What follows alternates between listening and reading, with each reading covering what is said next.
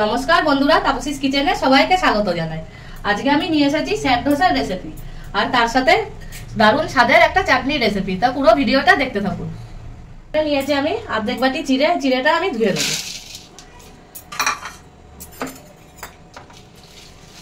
একবার ধুয়ে জল ফেলে দেবো ভালো করে। ধোয়া হয়ে গেছে। এবার ওই অর্ধেক বাটি চিড়ের মধ্যে দিয়ে দেবো এক বাটি সুজি। এবার জল দিয়ে আমি ভিজতে দেবো।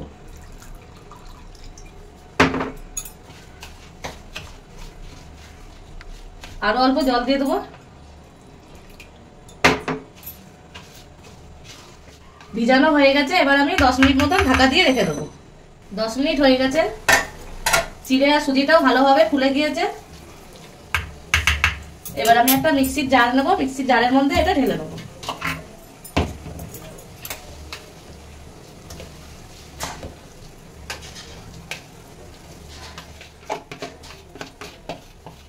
এবার দিয়ে দেবো অর্ধেক বাটি টক দই।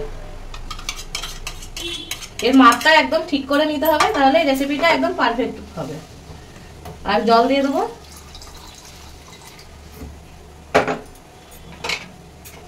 দিয়ে এবার একটা স্মুথ পেস্ট বানিয়ে নেবো। পেস্ট বানানো হয়ে গেছে। এরকমই একটা স্মুথ পেস্ট বানাতে হবে।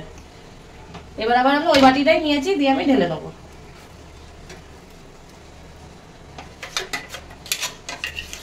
মিক্সির জারে অনেকটাই লেগেছিল। এবার এটা ধুয়ে আমি জল দিয়ে দেবো। এবার দিয়ে দেবো স্বাদ মতন লবণ। দিয়ে এটা মিশিয়ে নেবো ভালো করে।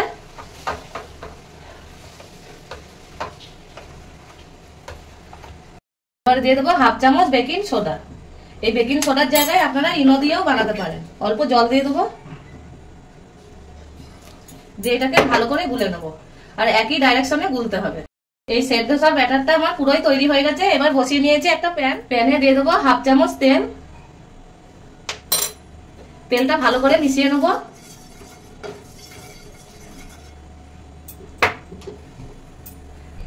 প্যান গরম হয়ে গেছে। এবার গ্যাসটা সিম করে এই 2 হাতা ব্যাটার আমি দিয়ে দেবো।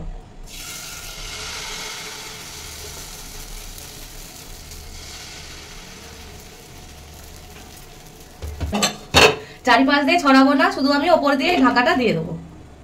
এবার গ্যাসের ফ্লেমটা আমি মিডিয়াম করে দেবো। কতটাই জালিদার হচ্ছে দেখুন, দেখতেই পাচ্ছেন আপনারা। এটা হতে বেশি সময় লাগে না। এবার আমি ঢাকনাটা খুলে দেবো আর নিচের দিয়ে দেখে নেবো যে অল্প পুরা পুরা হয়েছে কিনা। দেখুন কত সুন্দর হয়ে গেছে। এটা এক সাইড দিয়ে এরকম ভেজে নিতে হবে, 2 সাইড দিয়ে ভাজবো না। এবার হয়ে গেছে, আমি নামিয়ে নেবো। কত সুন্দর লাগছে দেখতে। এরকমই সব উপকরণগুলো যদি ঠিক মাপের নেওয়া হয়, তাহলে সেট ধোসা জালিদার বানাতে পারবেন। আবারও আমি ঢাকা দিয়ে রেখে দেবো।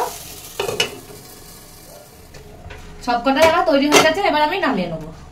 এবার আমি চাটনিটা তৈরি করে নেবো। তার জন্য একটা প্যান বসিয়ে নিয়েছি। প্যানে দিয়ে দেবো ছোলার ডাল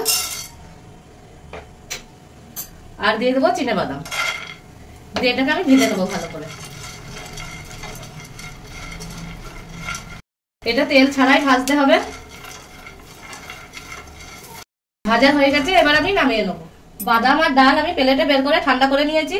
এবার একটা মিক্সির জার নিয়েছি। মিক্সির জারে আমি ঢেলে দেবো। দিয়ে দেবো 2 চামচ শুকনো নারকেলের গুঁড়ো আর ধনেপাতা দিয়ে দেবো অল্প, আর কাঁচা লঙ্কা 2টো, আর দিয়ে দেবো 2 চামচ টক দই।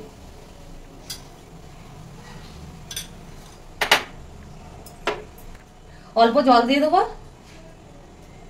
দিয়ে চাটনিটাকে আমি বেটে নেবো। চাটনি বাটা হয়ে গেছে। এবার আমি এই বাটি নিয়েছি, একটা বাটিতে ঢেলে নেবো।